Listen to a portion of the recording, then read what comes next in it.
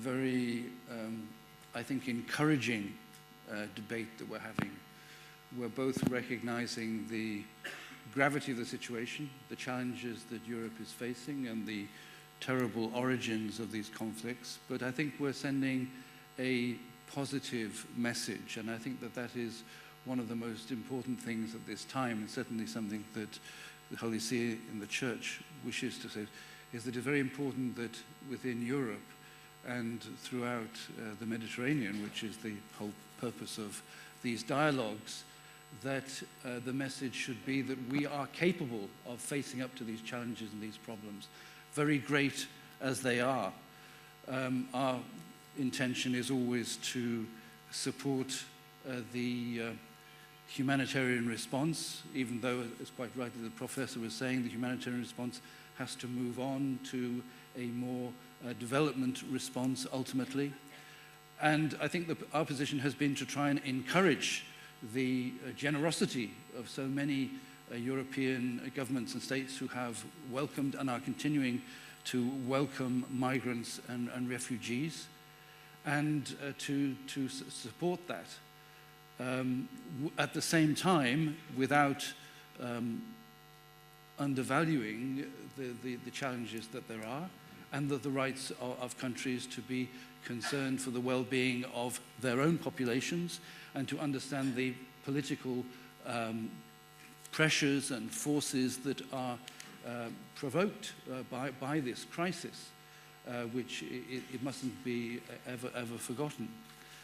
But also our concern would be that in front of these challenges, it is extremely important that rather weakening the instrumental instruments that protect refugees and migrants, that these should be strengthened, and that we should be embracing these provisions all the more.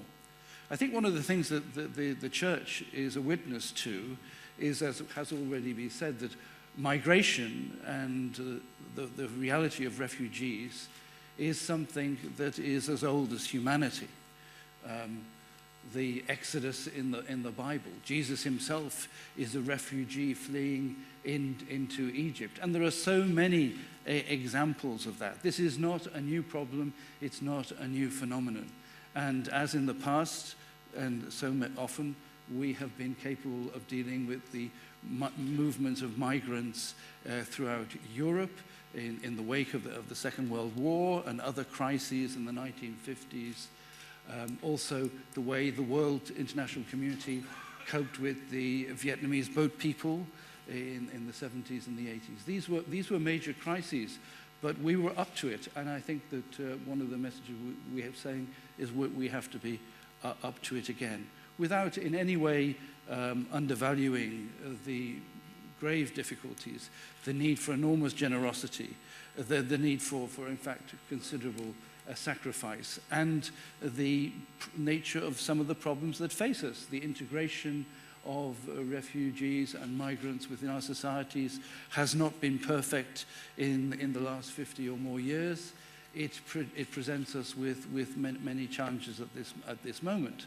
But these are also opportunities, and as has just been pointed out, it is not all negative. The refugees are bringing much to us. They bring the possibility of their labor, their presence, the riches of their culture, and of their beliefs. So I think our view of the thing is one of supporting and sustaining and encouraging Europe and Europeans. Because as I think the Commissioner was saying, he was talking particularly with reference to Schengen as the most visible fruit of the European project. But there is no doubt about it that this crisis and others that have preceded it do present a challenge to Europe. And I think that the vast majority of Europeans do not wish to allow, or that which has been achieved from the time of the founders of modern Europe through to our own days should be lost. rather that we face up to these challenges and that we try to overcome these difficulties, and in fact that Europe comes out of this stronger than ever. Thank you.